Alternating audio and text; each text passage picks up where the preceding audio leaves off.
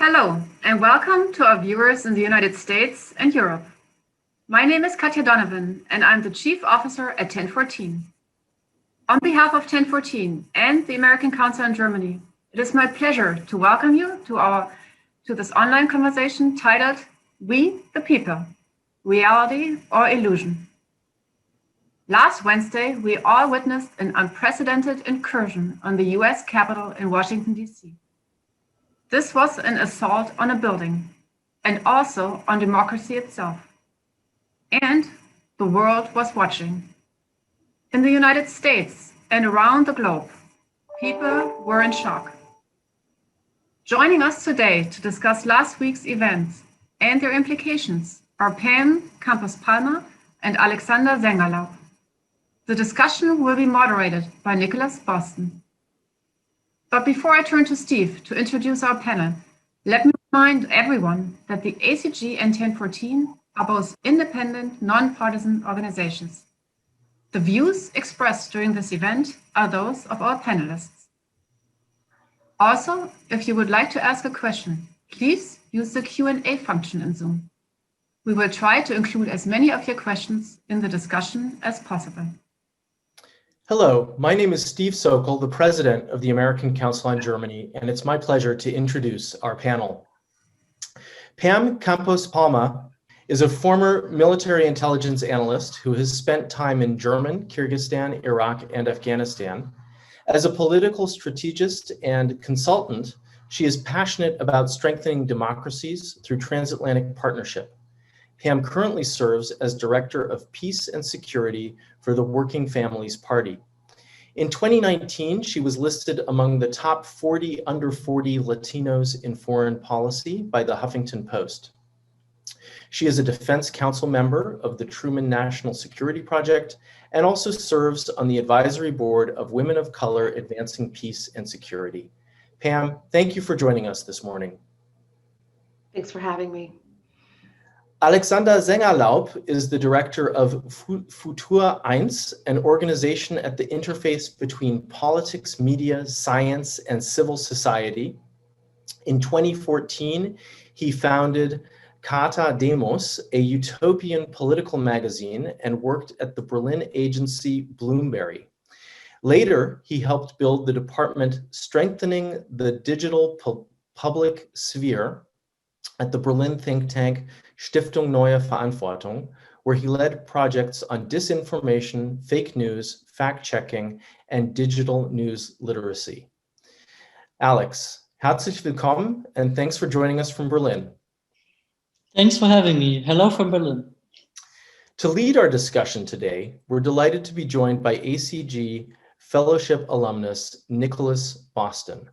Nick Boston is Associate Professor of Journalism and Media Studies at Lehman College of the City University of New York and Visiting Professor of Communications at John Cabot University in Rome, Italy. His research focus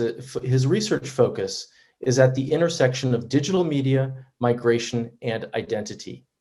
He holds a doctorate from Cambridge University, a master's from the Graduate School of Journalism at Columbia University, and a BA from McGill University. He has been a visiting professor at the Freie Universität in Berlin and a visiting scholar at the American Academy in Rome. Nick, thanks for joining us today. Happy to be here. Thank you so much, Steve. And Nick, with that, the floor is yours. We look forward to a really interesting and lively discussion with all three of you. Thank you so much. Okay, good morning, Pam, and good afternoon, Alex. We're in different time zones, and I'm really pleased that you're both here and looking forward to this transatlantic, transnational conversation. So since my questions, just for you and for our audience, we are working around or within 4 thematic blocks. That doesn't mean that we're cemented into them. That doesn't mean that they're cut in stone, but just to guide our conversation. And those blocks are polarization, democracy, the resilience of, threats to democracy, the resilience of democratic structures and processes, and the role of digital and social media. So I'm just going to jump right in because I have fairly sort of substantive lead-ins to my questions. So my intro question is, it is a given that language defines debate. In the wake of the events of Wednesday, January 6th, 2021, there has been a lot of differing language used to define and frame what happened. We've read and heard US Capitol breach, coup d'etat, insurrection, siege, authoritarian takeover, mob violence, political violence, domestic terrorism, rioting, thuggery, white nationalism, white supremacy, and so forth.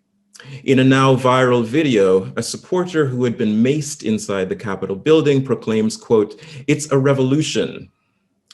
In Germany, on August 30th of 2020, several hundred people attempted to break into the Reichstag, the federal parliament building in Berlin, as part of a vast protest against the country's coronavirus restrictions, the German broadcaster Deutsche Welle reported.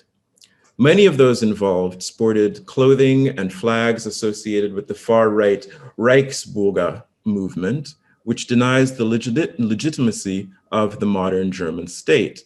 They shouted Widerstand, meaning resistance, and Wir sind das Volk, we are the people.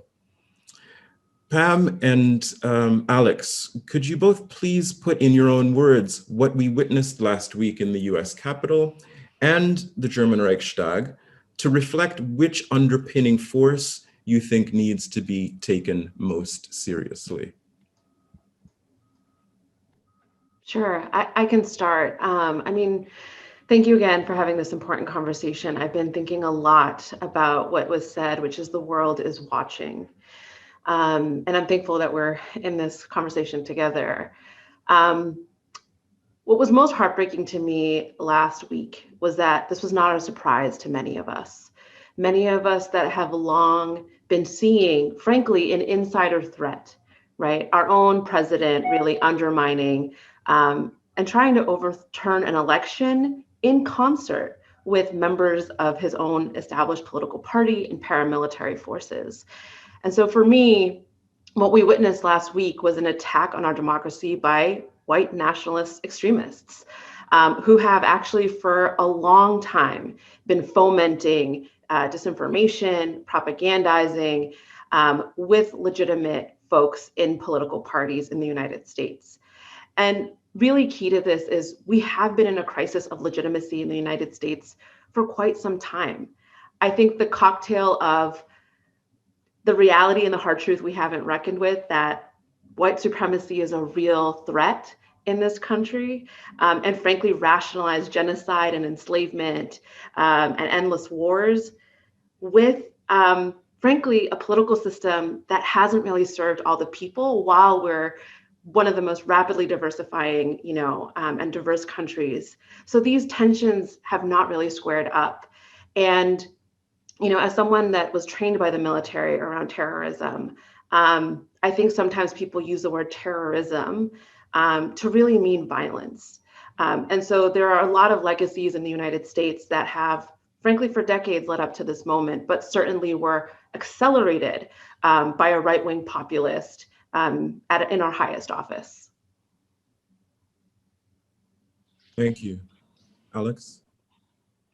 I really feel like this was not really unexpected what's happened, like Pam said. I mean, Trump was saying that the election is manipulated even long before the election itself. And he was continuing these frame and these narratives. So for me, it was more the surprise that it needed so much time until someone reacted to this and people came in person to the Capitol Hill and to go inside the building and so on. So I really feel like it's so hard to find a good reaction to that, because it's also really connected to what's happening right now in our media systems. What we're having or seeing right now is that politicians have mighty channels for output right now, where people are following them directly, and there's no journalism coming in between and saying, wait, what is this? This is manipulation, or this is hate speech or whatever.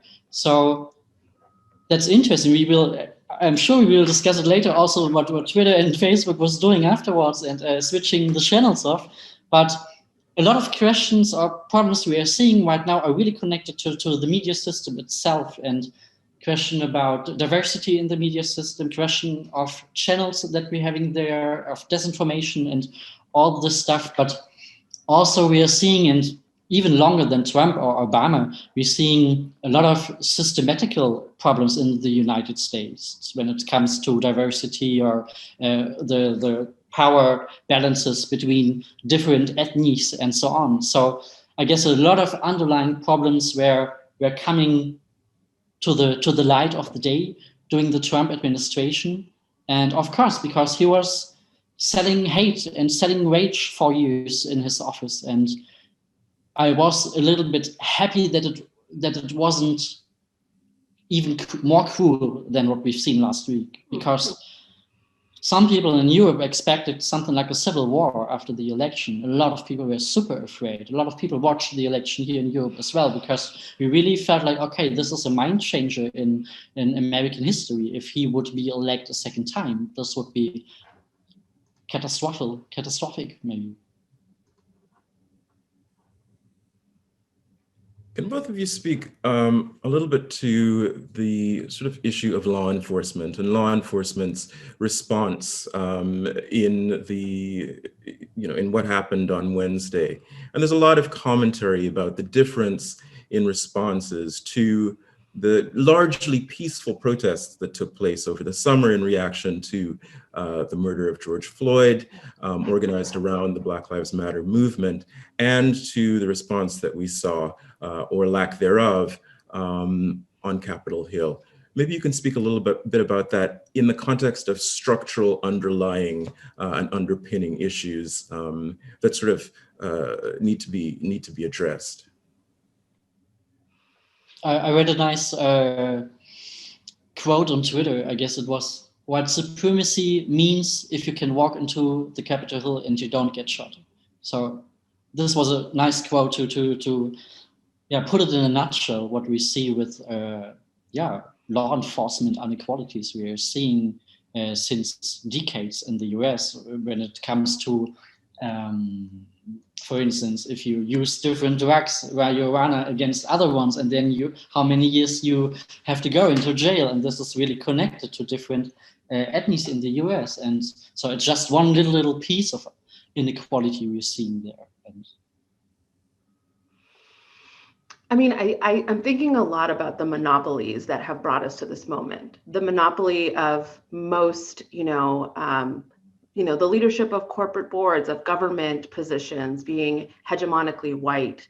And I'm also thinking about the loss of a mission. I mean, the police and the military both ascribe to serve and protect, right? And there is a significant issue. I'm thinking a lot about the asymmetry. Last summer, one of the most traumatic things I saw was military assets descend on Black Lives Matter protesters and journalists. People really did not, there was a lot going on. And that's the other point I wanted to make is, in the middle of a pandemic, of a democratic crisis, of economic instability for many people, and really corporate strongholds in our public service institutions and journalism, as Alex mentioned, this has kind of created just a perfect hurricane of crises. And so, it was really telling to me how that explosion of violence by police, I mean, we had New York City police running protesters over.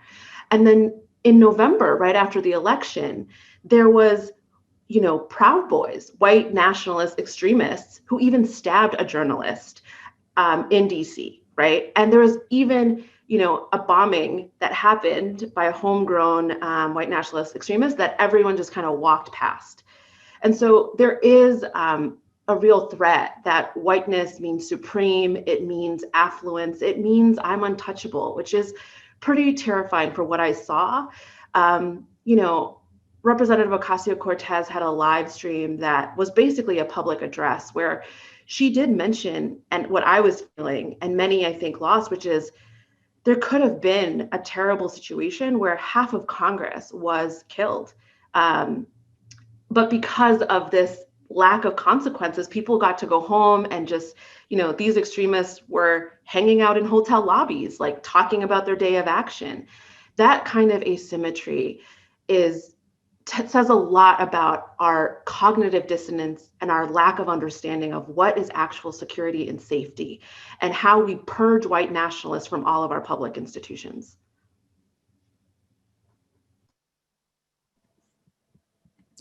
I'm going to ask a question about polarization, which sort of dovetails with what both of you have just said. So in the wake of the events of 2 Wednesdays ago now, President-elect Joe Biden stated, quote, "The scenes of chaos at the Capitol do not reflect a true America, do not represent who we are," end quote. Yet many commentators have said the opposite. New York Times columnist Brent Staples, for instance, described this myth, or rather this response, as, quote, "the myth of American innocence," end quote. He wrote, quote, "America's record of willfully ignoring the violent suppression of Black voting rights is much more extensive than its record of protecting Black voters," end quote. So the question is, how do we reconcile these polarized perspectives, not only reconcile these polarized perspectives, but what lessons can be learned from history in responding to the current climate? I feel like there's so much to do. I don't know where to start, to be honest, because it's a lot of things we can come up with. If you look to the US and compare it with other countries, we've seen, for instance, amazing inequalities when coming to social things like health insurance. For instance, in Europe, we have the worst pandemic situation as well, like in the US, but no one has to fear that he gets no treatment for it. Everyone has health insurance, so people feel safe over here, even they feel unsafe in the pandemic. So this is not an issue in most of the European states, maybe not in all, but in most of them that are all welfare states. So first problem. Second problem is like the media system in the US. For instance, the trust in media organizations is so low. It's the lowest in comparison to other Western democratic countries. It's like even Democrats don't have much trust in the media, and also the Republicans, there's almost no trust if you look at the last numbers from Pew Research Center or in the Digital News Report. So you need a working media system for a working democracy, and you also need working social media channels that are trying to put disinformation and hate out of these platforms.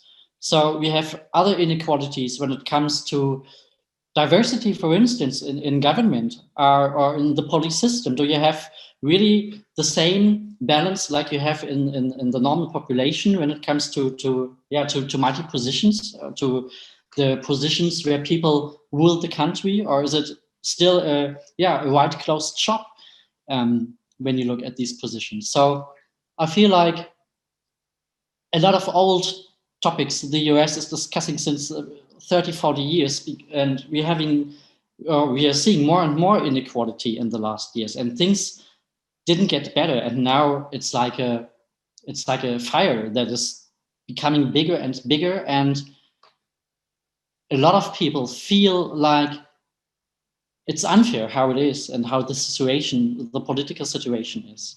And so I'm not sure if the new administration has the power and the capacity and the will to really, really get into these structural problems that the US have and is changing really something.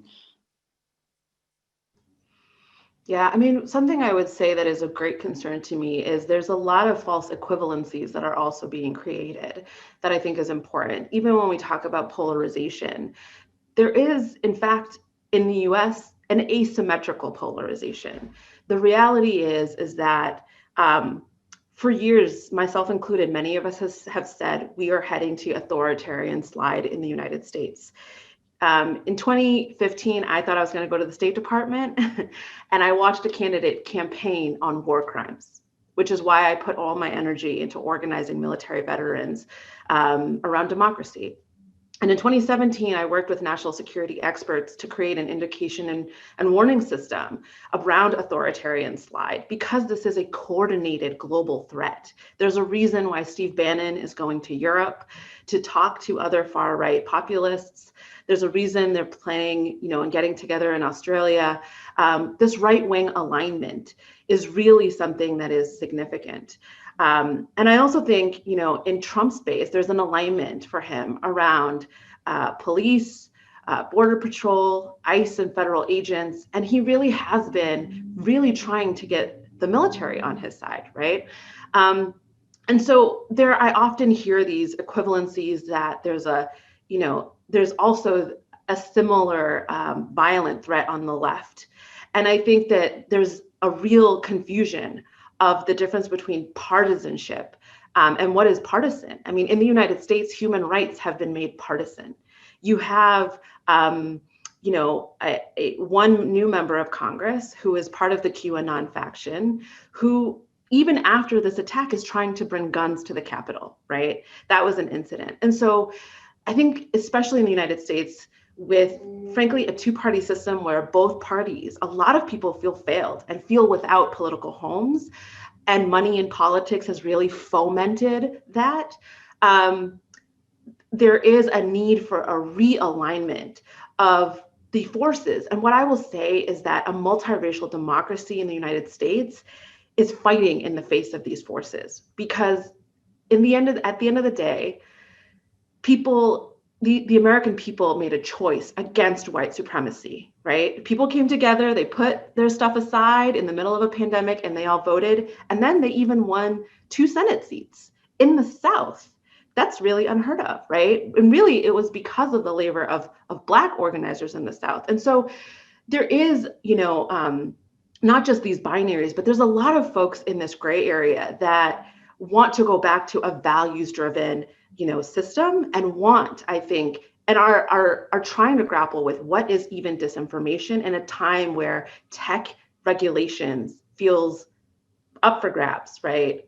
We have the expertise to understand Facebook and some of these tech conglomerates' role in this, but how are we speaking to everyday people who are suffering 3 jobs, children in a pandemic and no healthcare? That's the real crisis that we're in. So we have questions coming in from the audience, and I'm going to throw one out to both of you, since it's intended for both panelists, or directed to both panelists. And the question asks, or first there's a statement: I'm happily surprised at the explicit, unequivocal language media and Republicans are using. So-called left-wing media could have taken us down a different path, so language seems to have been used well. Does the panel agree or disagree?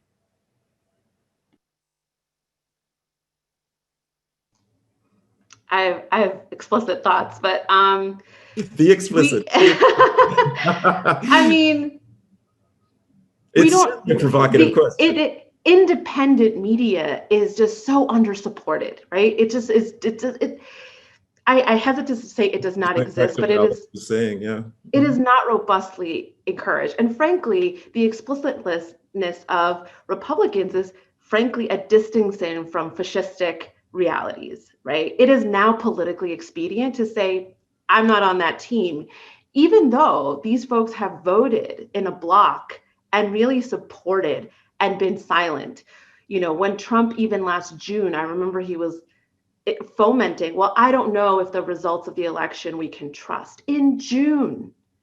And so yes, it is good that people are putting partisanship aside and just doing and being in alignment with saving our democracy. That would not have happened if it had not become politically costly for them, because the people are demanding it, because we have some politicians who are choosing to say the things that need to be saying, which is expel some of these white nationalist conspirators in our Congress. And frankly, yeah, I'll leave it to Alex. I would love to know your thoughts around the media landscape. So yeah. I feel like, for instance, in Germany, public service TV is really big. And no matter if you're voting for the left-wing party or the center or green party, everyone believes in this public service TV. And it feels like people are coming together in this, discussing the problems of a nation and finding solutions. Not every time they're finding solutions. And people also have some criticism to it, but at least you have a media landscape where people can come together and discuss. It's not only right-wing and left-wing media and there's nothing in between. We're having still a platform or an arena to discuss political problems, and we are not living in like two different realities. I feel like if you're watching Fox News and you're getting all these all these Trump information and that the election is manipulated and so on, then you live in a completely different world in comparison to reading the New York Times, and then you're having a totally different view of what's going on in the world. And it feels like it's two different realities, but only one is a real reality. And this is a big threat to democracy, not having these arenas of coming together. And social media is like a catalyst for this, because you can even be more in your bubble and in your echo chamber. And we really need to address what social media is doing to our societies. For instance, in Germany, it's forbidden for parties to broadcast. You cannot come as Angela Merkel and say, oh, tomorrow I'm having a TV station. It's forbidden because in the law, it's an old law from the 70s where the German Supreme Court said, oh no, this is too mighty. This shouldn't be allowed. Media has a different role in democracy, and media should be critical about what politicians are doing. But if you're having your own Twitter account with 90 million followers, you are technically broadcasting. And this is a problem because you can address your opinions, your lies, your whatever directly to the people without someone is looking on this and trying to contextualize, to maybe fact check it or whatever. So the platforms are reacting now a little bit after 4 years of just not filtering all the hate speech and all the disinformation.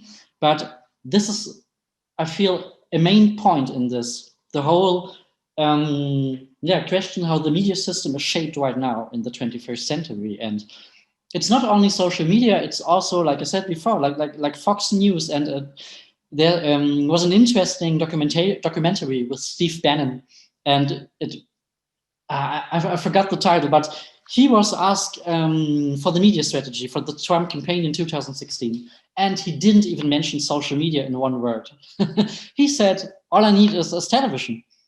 We are so great in, I don't know, breaking a new taboo on Twitter, and then it's #1 on the title of New York Times or in the TV. So we're so perfect in breaking all these taboos to get into the media, and then you have a lot of media attention that is unpayable, if you say so. And so we really need to discuss which media do we need in a democracy. And this is something that maybe the US also has to do. I don't know if public service media can be one solution, that it's a little bit bigger than NPR and the others are right now, because I feel like it's a much more better arena to discuss things and come together as a society than other outlets are. Perhaps you might be referencing The Brink, the documentary. The Brink, exactly. Yeah, it was The Brink. Thanks. There is another question. The questions are rolling in, which is fantastic. I'm going to ask this question, and then I'm going to come back and reconnect with the question of media platforms and media institutions and media industries. So, the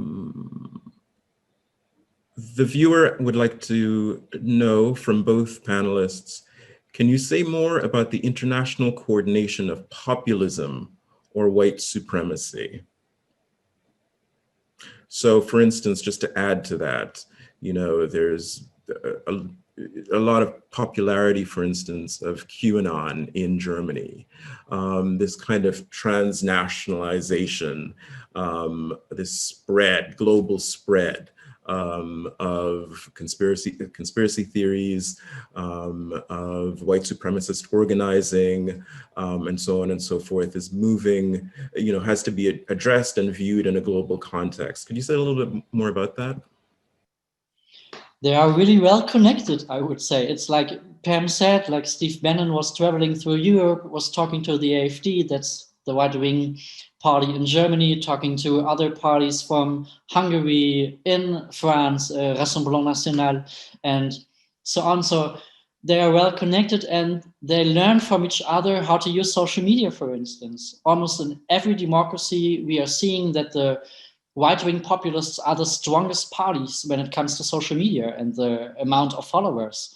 And there's a reason for it, because you can address directly your audience without the media. And this is where every populist party is learning from others. So we are seeing, for instance, disinformation narratives traveling through countries and through parties, and that people from the German right-wing National Party traveling to Russia and learn from them, but also maybe from the Trump campaign a lot. So, of course, there's a big, huge connection between all of these forces, like in other political forces as well. They're also talking across borders. And yeah, we are seeing that they're learning fast from each other, and they're really, really good in using these mechanisms of online manipulation, really, really good and really fast. Yeah, this is a loaded question that I wish, it's actually the top question I am most invested in figuring out with my German counterparts. I think a lot of people see these problems as left versus right, but the reality is that we are actually in a bottom-up crisis. A lot of people, I think, there is a reality, in my lifetime, I have only seen, the 2008 economic crash, the war in Iraq, crisis, catastrophe that is questioned, racial brutality, just crisis after crisis after crisis. My generation really is shouldering a lot of horrific crises that now we have to fix in a lot of ways, right? And so I think that there is a truth that there is validity to people's pain and struggle and the healing that is needed. But healing will not come without accountability. And it is important to remember there's a lot of caricatures of poor white folks who are radicalized by Trump. And what I like to remind people is the folks that are most orchestrating some of this most heinous far-right extremism are frankly very wealthy enough to fly on jets, to create enormous billboards in the heartland, in poor communities. And even as far back as the 1980s, right? Lee Atwater was a Republican strategist who coined and engineered dog whistle politics.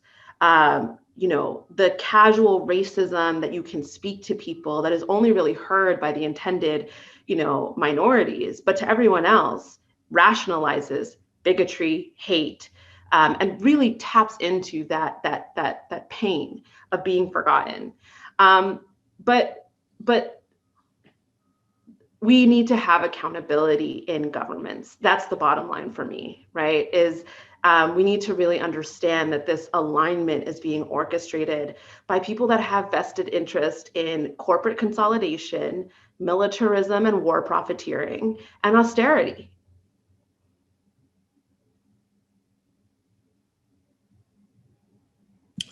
Okay, there's one last question. Well, I shouldn't say last, but there's another question that I'd like to fit in before moving on to the next thematic area. And that's in line with the notion of global and transnational populism and so forth. And from a comparative perspective as well. So the viewer asks, it seems as though there are big differences between the populists in the US and the extremists on the left and right in Germany. What they seem to have in common is that they believe in an alternate reality. In the US, some call the election results into question. In Germany, some are pushing back against government measures to contain COVID. Alex, can you talk a little about the Querdenker movement in Germany? Yeah, we're also facing some people who don't believe in facts in Germany as well, like in other countries all over the world, and they don't believe in viruses and the pandemic. And so they came together, and that's interesting that it's a movement that is really strange mix, because you have these right-wing nationalists walking side by left-wing extremists that come together in the critiques of the government and the critiques of what the media is saying, of the critics that everything that is elite, they're criticizing this and coming together to the streets and saying we don't want this. And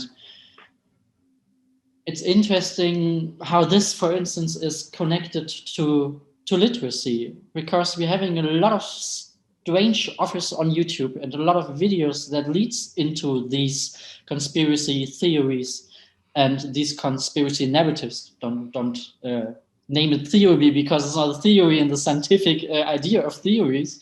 And for instance, what we really need, and not only in Germany, is literacy. These new media environments coming so fastly. No one was prepared for this. From one day to another, the whole way we communicate and informate ourselves changed rapidly. And society needs to adapt to it. We need to think about, okay, what do we need these days? It's something, I would call it digital news literacy or digital information literacy, so that people don't fall over the traps that are out there in the digital world, like the disinformation on Twitter that is maybe coming from the president itself, or on crazy conspiracy videos on YouTube. So we need to create a better education system for everyone, so that people are able on their own to find out, oh, is this reality? Can I check this information about the virus or about wearing masks? Is this unhealthy or whatever people think maybe that is right? And we really need to help them. And our societies, I feel like in Germany and the US, it's maybe both the same. We are too slow in reacting to these processes that are changing our societies so rapidly and so fastly. And yeah, I feel like this is one answer of a long, huge set of answers we need to discuss, that it's also really connected to literacy and the way how people are, getting through the digital world. Sure, yeah, wonderful. Pam, I want to give you an opportunity if you wanted to add to that, to weigh in. I think Alex said it really well. That's fine. And it actually dovetails nicely with my question on the role of the digital sphere and social media. So in an article headlined, quote, "The storming of Capitol Hill was organized on social media," journalist Shira Frenkel wrote in the New York Times that, quote, "On social media sites used by the far right, such as Gab and Parler or Parler, directions on which streets to take to avoid the police and which tools to bring to help pry open doors were exchanged in comments. At least a dozen people posted about carrying guns into the halls of Congress. Calls for violence against members of Congress and for pro-Trump movements to retake the Capitol building have been circulating online for months. Bolstered by Mr. Trump, who has courted fringe movements like QAnon and the Proud Boys, groups have openly organized on social media networks and recruited others to their cause," end quote. In the German context, of course, there's the use of the platform Telegram by right-wing and conspiracy theory organizers. Now, a decade ago, just to rewind, to sort of take a big picture look, the world witnessed the role of social media in the Arab Spring, a revolutionary wave of demonstrations and protests in the Middle East and North Africa that began in 2010. Social media played a significant role facilitating communication and interaction among participants of political protests to overthrow authoritarian governments. Protesters used social media to organize demonstrations, which admittedly were both pro and anti-governmental, to disseminate information about their activities and raise local and global awareness of ongoing events. At that time, it was seen social media sort of took on a tint of a kind of utopianism. My question is, how is it that digital media went from being a tool to overthrow authoritarianism to one to, in a sense, defend it? I would say it's still at first a mighty tool for the good or the bad purpose. And maybe it's a little bit like always with technology, the first generation that is getting into these new technologies is maybe mostly utopian people that are excited about new technologies. And then the rest of societies is following into these new tools. And what the platform said for a long, long time and long years is, we are only a platform. We don't care about the content that is on our platform. This is not our business. It's we have freedom of speech, and everyone is able to post whatever he wants to post. And now we discover, I guess, since the last Trump election, the shadow sides of these mighty tools that we can see. Okay, not everyone should have this gift of mighty tools and giving his crazy, strange opinions or ideologies or disinformation and lies to everyone who is interested in. So the platforms realized for the first time, oh, there is a responsibility we have. Maybe we should fact check one video or one tweet of someone. Maybe we should block an account. And it's interesting because we had this in Germany in National Socialism. The radio, for instance, was a direct channel for the National Socialists. They were able to give their speeches directly through the radio because the media was part of the state. And we know in democracies theory since a long time that this is not working. Separate, please, the state and the media. It can't be connected because it's a mighty, mighty tool. And we need this fourth power in democracies like journalism to have a critical view on these, on the political system. And this is what we completely missing in the world of social media, because you can, as I said before, directly get through to your audience and no one is having a look through it. And so we really, really need a new agreement of the social media platforms that they're saying, okay, we don't want to spread QAnon bullshit on YouTube because it's conspiracy narratives. We don't want to spread other harmful things like Corona is not existent because this is not helping our societies.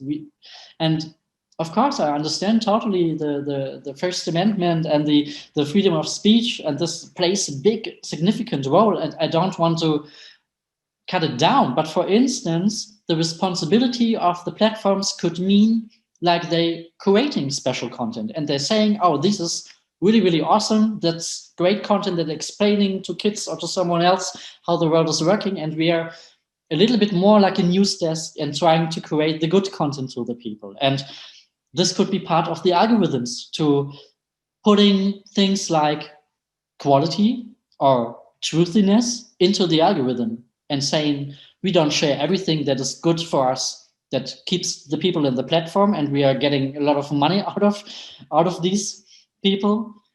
So we need other business models and other ethical algorithms that are a little bit more aware our really, really fragile democracies and the really fragile public discourses out there.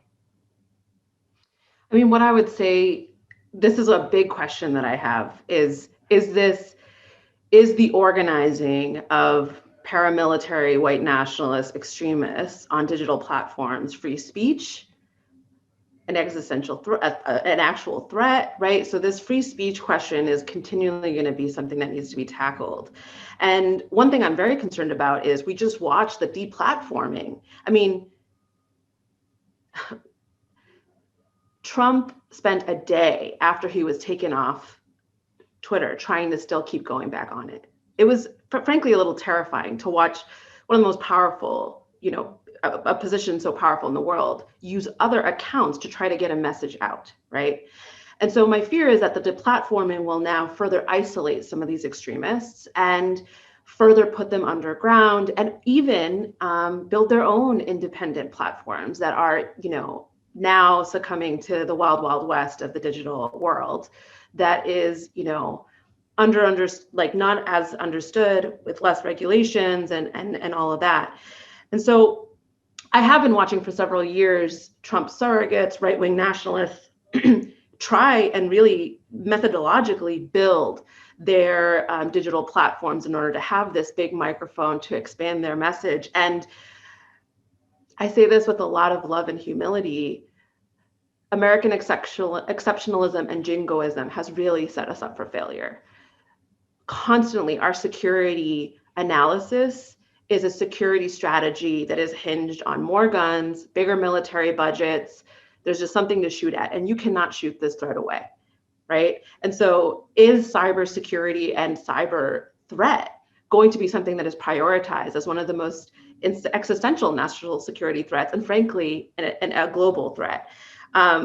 And I'm thinking a lot right now about, I don't know if other folks saw it, but there was an incident at Google where one of the top Black women executives was talking about ethics around artificial intelligence, right? And there was kind of an internal, almost I would say, kind of like slap on the wrist, and this person, was let go. And so this brings me back to the answers here are tackling white supremacy and frankly inherent bias, right? When we talk about white supremacy, I feel like we think about Ku Klux Klan and fascism, but it really is about the inherent bias in our institutions and democracy reform, right? If we don't have politicians and public servants that are meaningfully going to have an analysis on security across race, class, gender lines, then we're not going to be able to tackle these threats appropriately.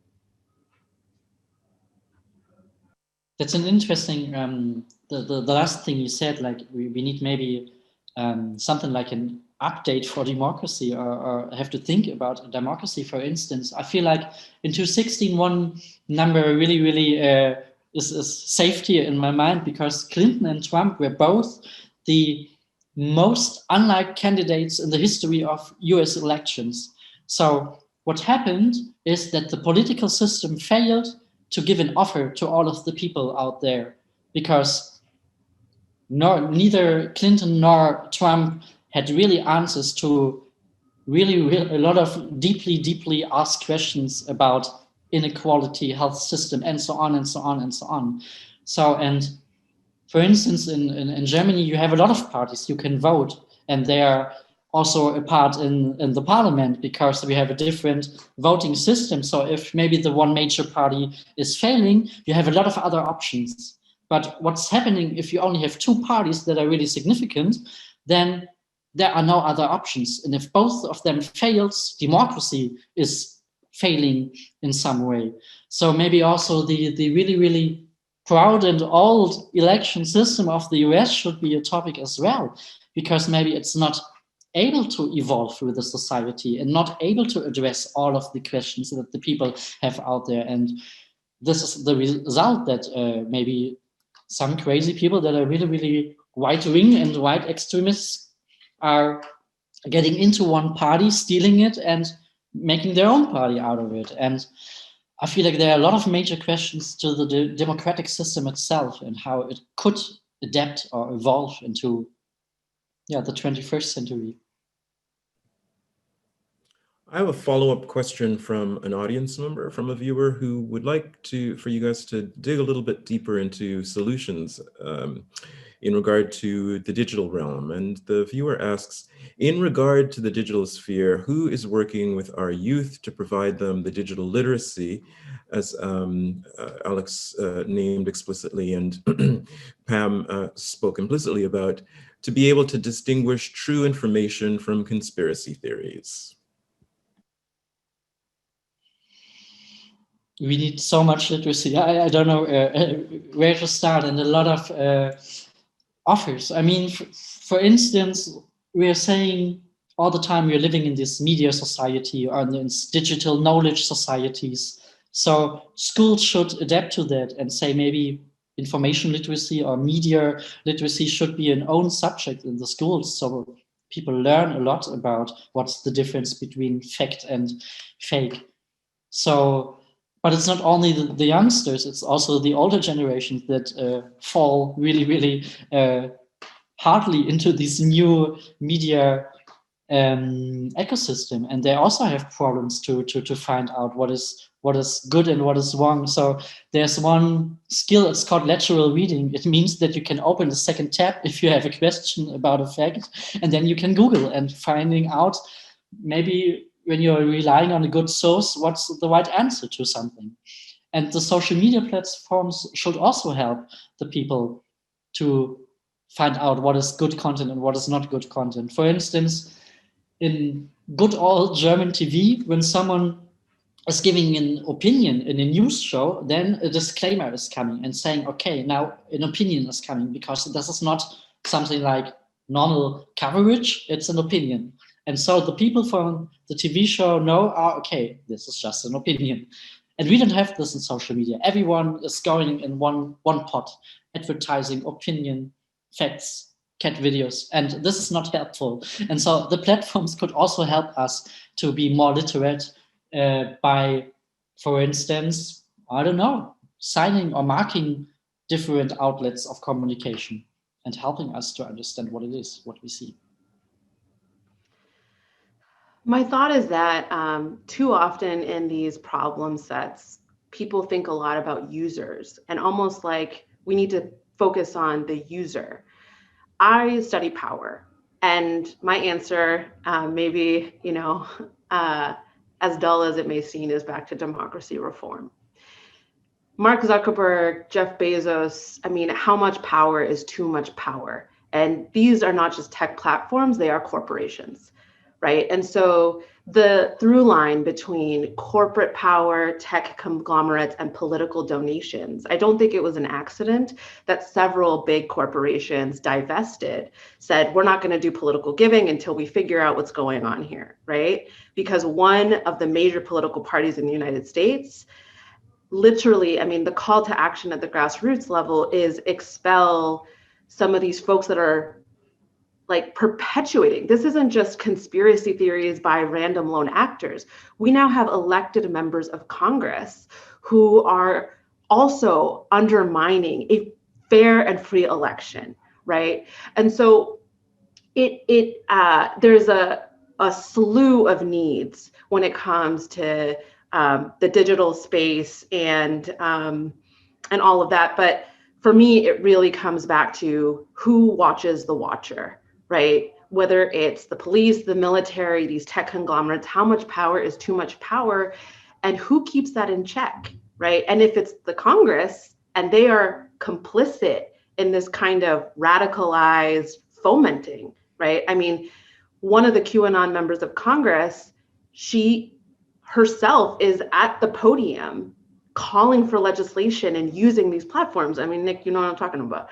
So this in itself is, for me, the crux of the problem. And importantly, I think we need more transatlantic conversations, because just, a multi-party system itself is not perfect, right? And I think there's definitely issues in German society that have led to this. So the more I think we can cross, tabs and lessons, and also show, this is really important to me, these aren't isolated incidents.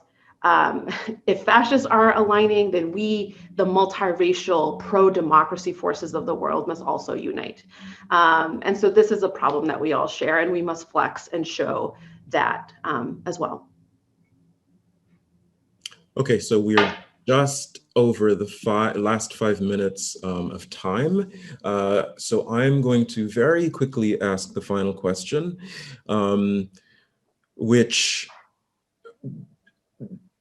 much of which both of you have commented on so far. So this is an opportunity to sort of do a quick roundup, which is not possible, but but here we go.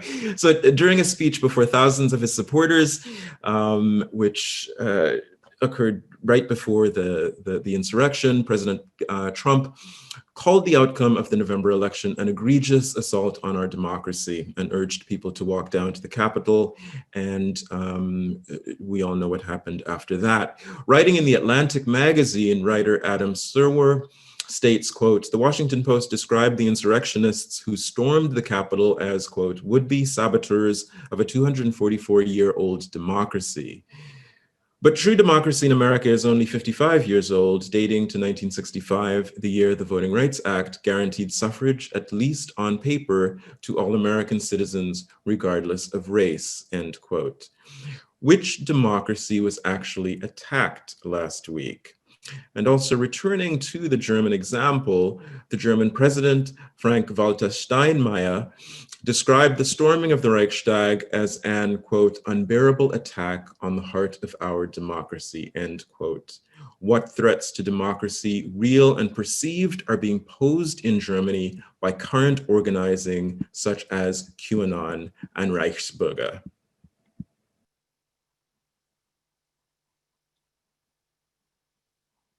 Do you want to start? I mean, my answer would be the latter. My answer is that as American society and democracy is evolving, I cannot stress enough. There's something not to be lost here. Many of us knew, everyone knew, that the elections in the United States in 2020 were going to be an uphill battle, not only because, frankly, the system is made extremely hard, right? I mean, our election day isn't even a national holiday, something that's very simple. And so really the system has been engineered against, frankly, working people, Black and brown folks, and folks that are not the wealthy and well-connected. And so there is a heroic Herculean aspect that I just want to remind everyone watching, I can't stop thinking about that moment when after the election, I saw everyone, it seems like across the world, dancing and rejoicing. It almost felt like we toppled a fascist. And Frank, I believe it's because we did. And the backlash of, crackdown by white nationalists has been a long and historic event. And so we are in the face, and I do think there is a threat to white nationalism in the United States, that there are some cities that are going to very soon be majority minority strongholds, right? There was Herculean efforts by Black organizers in the South, one of the most voter suppressed and depressed and disenfranchised places. And so the attack was on the latter, and we should not be, I see a lot of talks about false unity, false healing that does not meaningfully want to address that white nationalist violence is in direct backlash to multiracial power. Great, thank you. Alex, you've got 2 minutes. I remember an old quote from Winston Churchill. He said, like, democracy is the worst of all governmental forms, but the best one we tried so far. And maybe we have to remind what we need to make democracy big and strong. And it sounds a little bit pathetic, but don't leave people behind. Think about that everyone can be a part of society. Think about the inequalities you have. Think about, do you have an education, a proper education for everyone? Has democracy really an offer for everyone that is out there? Or did we put a lot of people not on the track in the last centuries and decades? And this is a big problem in Germany, for instance. I mean, this is a different story, but after the fall of the Berlin Wall, we had 2 different political systems, but afterwards only the West German system was the winner system, and people from East Germany felt really left behind as well. And a lot of people who are believing now in QAnon or the AfD, they're coming from East Germany because democracy is nothing for them to believe in because they were left behind. And I guess this is where ideology and crooked ideology is coming in when democracy has not an offer anymore, because we all want to believe in things. But if you feel politicians don't care, even there are Republicans or Democrats, if they don't care for me, then I have to search for someone else maybe who is out there and there for me. And then a lot of ideologists are coming with easy answers to huge problems. And this is where the trap is snapping and people get into it. So we have to really, really, fight for democracy much more than we did before. So Steve has mentioned that we can take a couple more minutes if both Pam and Alex are interested in doing so. I would love to simply very basically pose the question for both of you to respond to in a very general sense about resiliency and the security of democratic processes and structures, and where you see silver linings. And perhaps if you can both speak to that, and then we will happily and thoughtfully and optimistically conclude. I guess there's so much we can do about resilience for societies. At first, like I said before, it's literacy, because literate societies are also resilient societies. Second, we need better regulations. When we look at the platform, for instance, Twitter decided on its own, okay, we ban political advertising from our platform, but maybe this shouldn't be a decision for a company. This should be a decision by a society. So this has to be a law, for instance. So say, okay, if we are a society afraid that we could be manipulated by political advertising, then we should have a law. So much better regulation is needed. For instance, in Europe, something is coming, it's called the Digital Services Act. It's like a major law coming from the European Union that is trying to maybe tackle things like political advertising. And we need, maybe a stronger civic society that is also coming together and reuniting forces. And some discussions we should maybe do in the real world, because we're seeing that these discussions on social media, for instance, are not really made for democracy. So we should find ourselves in the real world again and talk to each other and trying to understand the other side as well. Because if you're doing this, you're always finding out, oh, okay, maybe we have the same problems we are seeing completely directly from complete different angles on a problem, but maybe we're facing the same ones. And if you only read all of this on Twitter, then you maybe don't have the idea that maybe the others who have the same critics are maybe not so far away from yourself. So this would also put the resiliency up, I feel, if we start to speak to each other. Heavy on my heart, I wore the uniform of my country, and one of the things that most scares me is the conflation of patriotism with nationalism. My patriotism is not America is the best and the greatest country in the world, does not engage itself in what we've done. And so I believe in a patriotism that is humble and that works in really making our country what we aspire it to be. It takes work. Democracy is a practice. It's not a given. And so I am also most concerned that etiquette and politeness will keep us from doing the courageous work we need to do right now. It is not controversial to say that white nationalists should not hold positions in elected office, period. I've learned so much from my German colleagues and counterparts about the threats in your own democratic system. And it is important that Americans do not just kind of go along to get along, because 2024 will be here very soon. And I'm scared of a more sophisticated, more complicated, harder person to take down than Donald Trump. And so that's my message, is this is the work that we all must do. We must more rigorously engage and not be afraid to make mistakes. We will make them, but we will, get through this together. And so I believe that a multiracial democracy is winning.